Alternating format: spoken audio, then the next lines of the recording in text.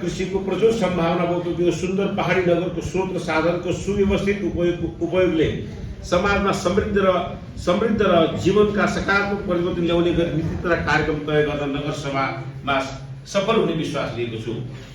यस नीति तथा कार्यक्रममा बजेट तर्जुमा गर्दा नेपाल सरकारले विश्व सामु सन् 2030 सम्म पूरा गर्न प्रतिबद्धता जाहेर गरेको 17वटा दिगो लक्ष्यका विकासका लक्ष्यसँग सामञ्जस्य हुने गरी कार्यक्रमको तर्जुमा गरिएको नगरसभा समक्ष अवगत गराउन चाहन्छु।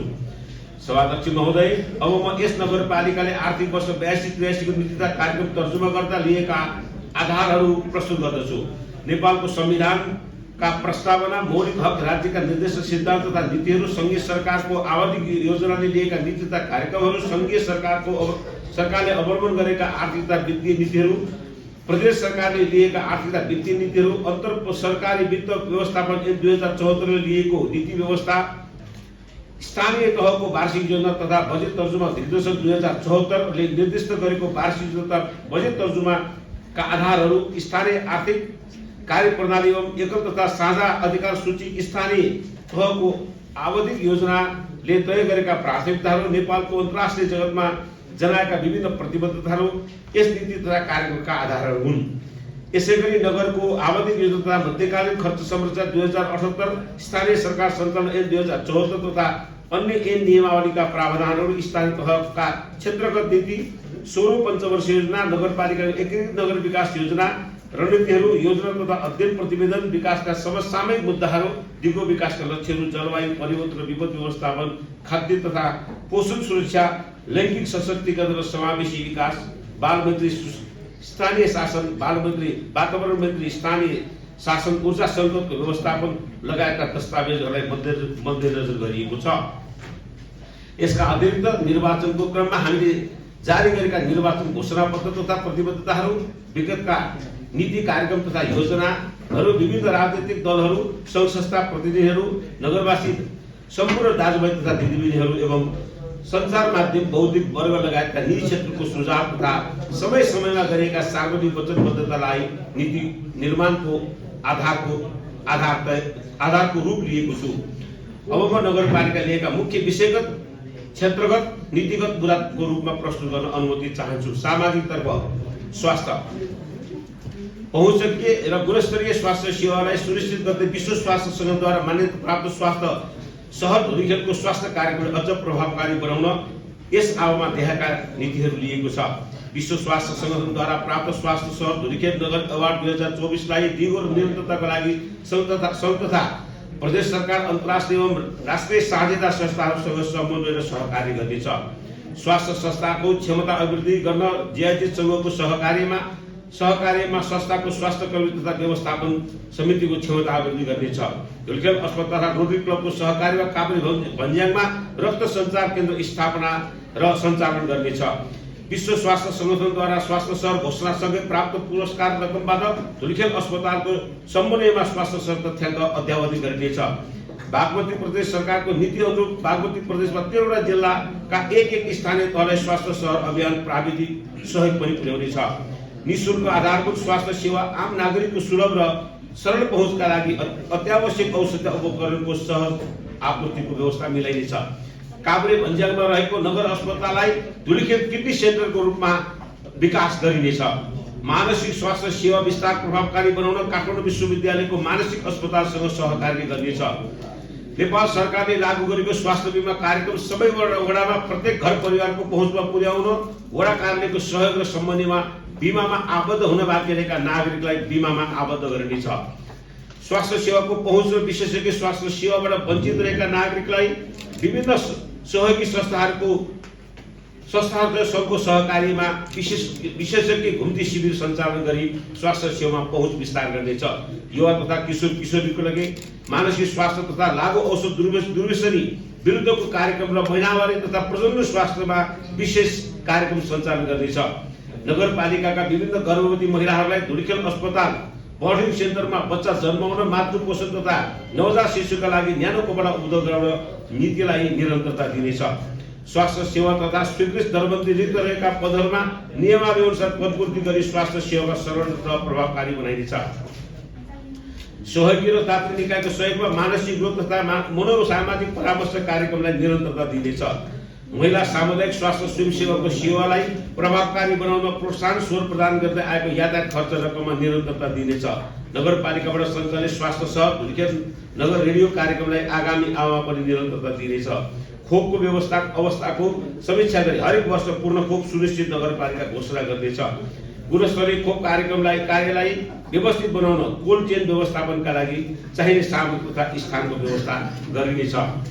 नेपाल सरकारको नीति अनुसार गर्भवती तथा सुत्केरी महिलाको स्वास्थ्य संस्थासँग जाँच गराई बच्चा जन्मिएको 35 दिनभित्र जन्म दर्ता गराएमा वडाको समन्वयमा पोषण प्याकेज वितरण गर्नेछ। बालबालिका तथा आम नागरिकको पोषण शिक्षा तथा पोषण प्रवर्धन कार्यक्रमलाई थप प्रभावकारी बनाइनेछ। 5 वर्ष मुनिका बच्चाहरूको उपचार स्वास्थ्य कार्यक्रमलाई प्रभावकारी बनाउन एकीकृत बालरोग व्यवस्थापन कार्यक्रम प्रभावकारी बनाइनेछ। जटिल अवस्थामा गर्भवती सुत्केरी तथा ज्येष्ठ नागरिकका निःशुल्क एम्बुलेन्स सेवालाई निरन्तरता प्रदान गर्नेछ।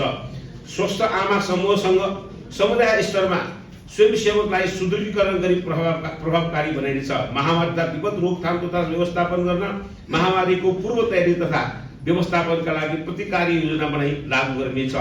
क्षयरोग मुक्त नगर घोषणा अभियानलाई प्रभावकारी बनाई नयाँ रोगी पत्ता लगाउनका लागि समुदायको सहभागितामा जोखिम स्थानहरूमा पहिचान गरी परीक्षण शिविर सञ्चालन गर्नेछ।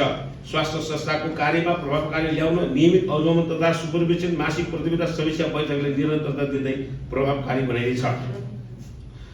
स्वास्थ्य कर्मीको क्षमता वृद्धिका लागि तालिम तथा क्षमता विकासमा क्रियाकलाप सञ्चालन गर्नेछ। स्वास्थ्य संस्थाहरूलाई स्वास्थ्य शिक्षाको करोड व्यवस्थापन तथा किशोर किशोरीसँग स्वास्थ्य कर्मीहरूको अन्तर्क्रिया नियमित गर्नेछ र स्वास्थ्य संस्थालाई किशोरी मैत्री बनाइनेछ।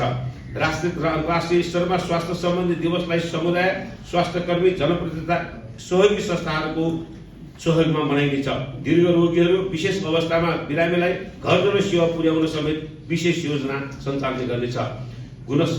गुणस्तरीय स्वास्थ्य संस्था व्यवस्थापन गर्न विद्युतीय रेकर्डिङ तथा रिपोर्टिङ प्रणाली सञ्चालन कार्यक्रम लागू गर्नेछ। यसका लागि स्वास्थ्य संस्थाबाट प्रदान गरिने सेवालाई डिजिटलाइज गरी आधुनिक प्रक्रियाबाट व्यवस्थापन गरिनेछ। माध्यमिक विद्यालय तथा कलेज स्तरमा प्रजनन स्वास्थ्य विषयहरूको विज्ञहरू मार्फत कक्षा सञ्चालन गर्नेछ।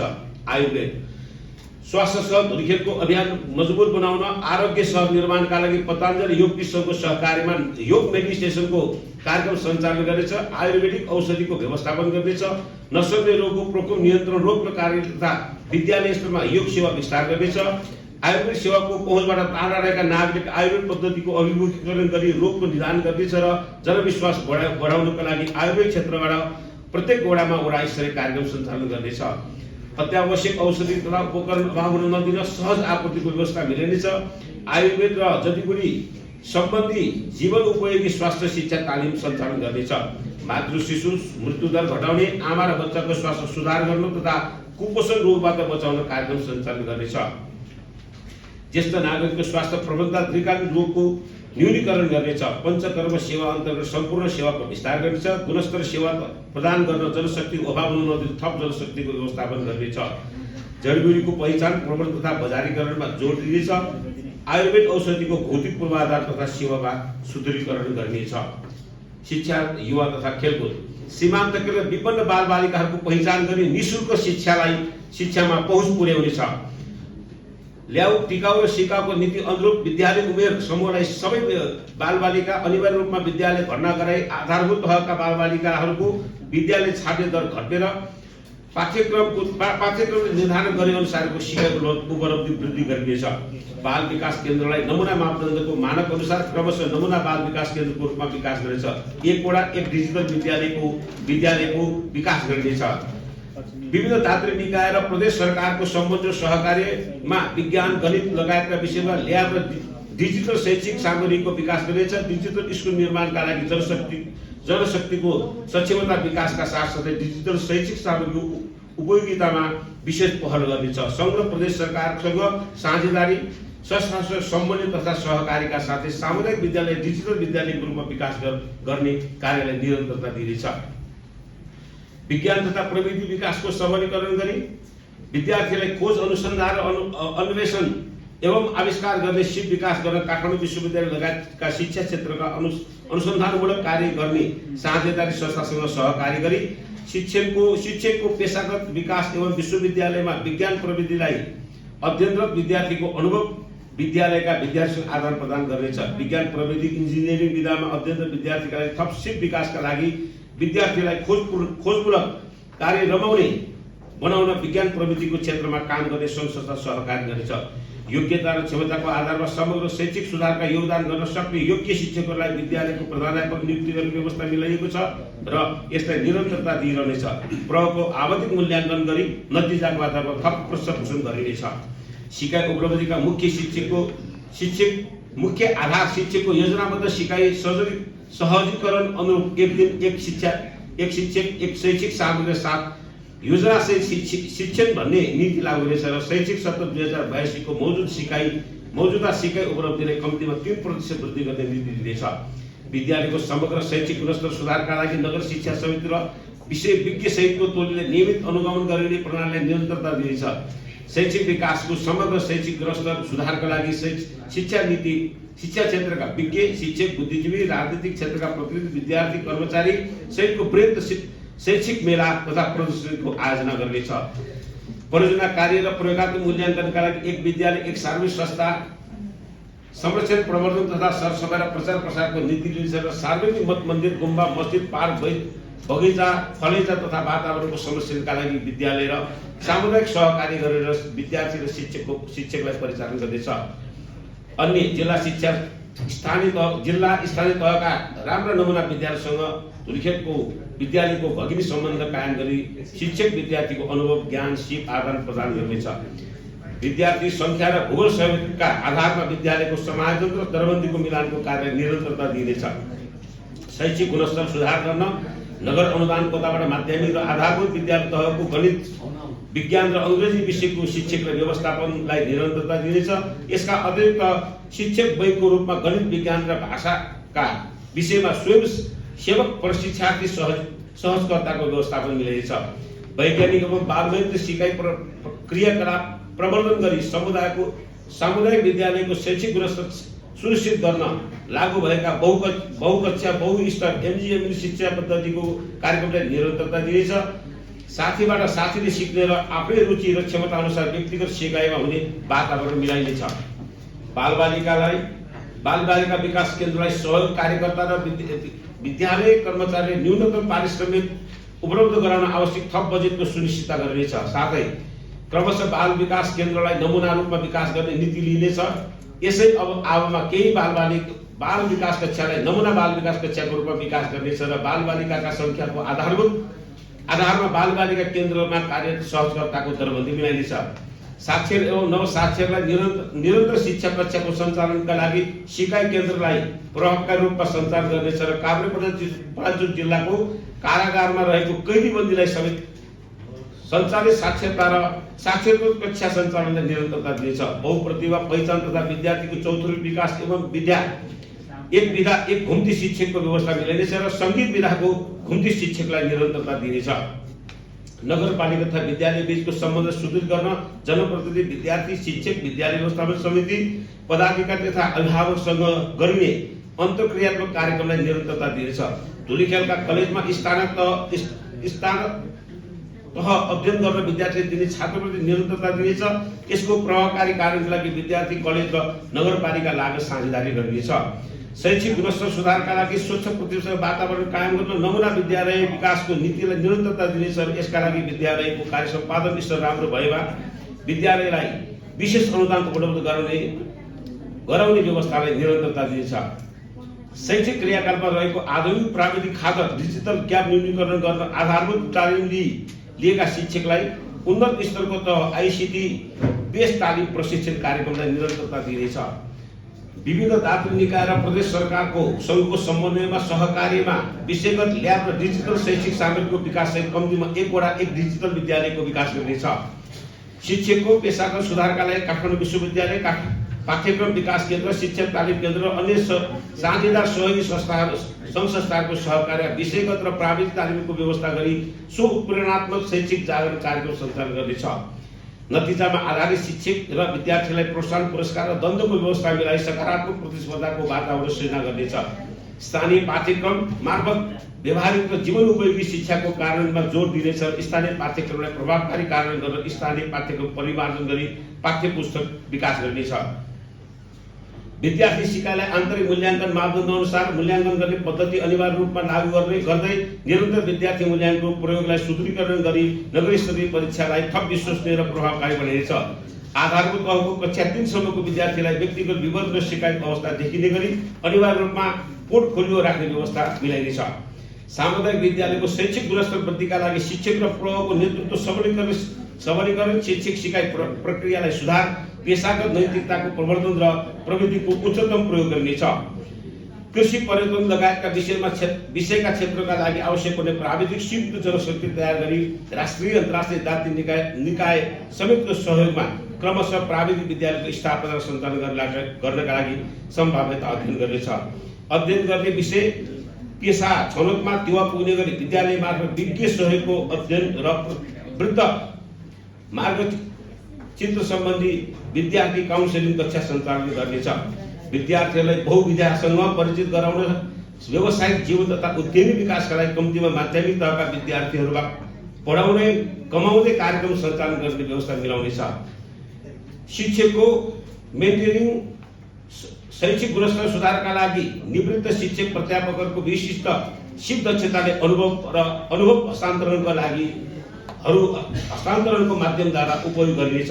कक्षा 9 र 12 मा विद्यार्थीले पर्यटन व्यवसाय उद्यमीसँग व्यवसायको चुनौती र अवसर सिक्ने गरी परियोजना मार्फत सञ्चालन गरी उद्यमी एक दिन एक होटल एक व्यवसायसँगको सहकार्यमा खानाको परिकार निर्माण सम्बन्धी सिप सिक्न होटलको सेफसँग एक दिने कार्यक्रम सञ्चालन गर्नेछ।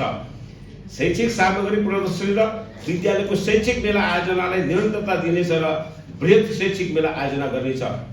बाबुआमा विहीन असहाय घरेलु हिंसामा परेका गरिब बालबालिकाका लागि छात्रावासको व्यवस्था गर्न सङ्घ संस्थाको थप समन्वय गरी सञ्चालन गर्ने व्यवस्था मिलाइनेछ। कम्तीमा एकवटा इच्छित विद्यालयका पाठ्यक्रम अनुसारको आधारभूत तहमा कक्षामा तामाङ नेपाल भाषाको शिक्षाको पठन पाठनको व्यवस्था राष्ट्रिय भाषा संरक्षणमा गरिनेछ। विद्यालय स्तरमा खेलकुद विकासका कार्यक्रम प्रभावकारी रूपमा सञ्चालन गर्न प्रतियोगितात्मक कार्यक्रम सञ्चालन गर्नेछ। खेलकुदमा विशिष्टीकरणका लागि एक विद्यालय एक खेलकुद प्रबन्धनको नीति लिइनेछ। युवाको क्षमता विकास, युवा बहुप्रतिभाको पहिचान, युवा लक्षित जीवन उपयोगी प्राविधिक र व्यवसायिक शिक्षा, नमुना सकारात्मक सोचको विकास गर्दै स्वयं सेवा संस्कृतिको विकास र श्रमको सम्मान जस्ता क्रियाकलापमा रोजगार कार्यक्रमसँग आबद्ध गर्दै युवालाई आत्मनिर्भर, स्वावलम्बी र चरित्रवान नागरिक मार्फत नगरको समृद्धिमा युवाको योगदानमा अभिवृद्धि गर्नेछ। राष्ट्रिय अन्तर्राष्ट्रिय स्तरको खेलाडी तयार गर्न नगर खेलकुद परिषद गठन गरी खेलकुद विकासका लागि सघन रूपमा खेलकुद प्रशिक्षण कार्यक्रम सञ्चालन गर्नेछ। बालबालिका, महिला बालबालिका, अपाङ्गता भएका व्यक्ति, ज्येष्ठ नागरिक, सामाजिक सुरक्षा र समावेशीकरण सिटी अफ ह्युम्यानिटी नगर निर्माण गर्नेछ। यसै अवधिकी यस क्षेत्रमा कार्य संस्थाको साझेदारीमा कार्यक्रम सञ्चालन गर्नेछ। महिला बालबालिका, ज्येष्ठ नागरिक, अपाङ्गता भएका व्यक्तिको लगायतको हकमा अधिकार प्रबन्धनका लागि सशक्तिकरणका कार्यक्रमलाई प्राथमिकता साथ सञ्चालन गर्नेछ। महिला उद्यमीशील कार्यक्रम सञ्चालन गरी व्यवसायीकरणको माध्यमद्वारा महिलाको आर्थिक सशक्तिकरण गरिनेछ। शिक्षा, हिंसा प्रभावितहरूका लागि अल्पकालीन सेवा केन्द्र सेवाभाव सञ्चालनका निरन्तरता दिँदै उद्धार, संरक्षण, पुनर्स्थापना, न्यायिक निरूपण लगायतका कार्यक्रमहरूलाई सञ्चालन गर्नेछ। लैङ्गिक हिंसा निवारण कोषमा थप रकम व्यवस्थापन गरी कोषलाई निरन्तरता दिनेछ। स्थानीय सञ्चार माध्यमबाट बालबालिका, किशोर किशोरी, अपाङ्गता, ज्येष्ठ नागरिक लक्षित कार्यक्रम सञ्चालनमा जोड दिनेछ। अपाङ्गता भएका व्यक्तिहरूलाई लक्षित गरी उद्यमी एवं रोजगारमूलक कार्यक्रम सञ्चालन गर्नेछ।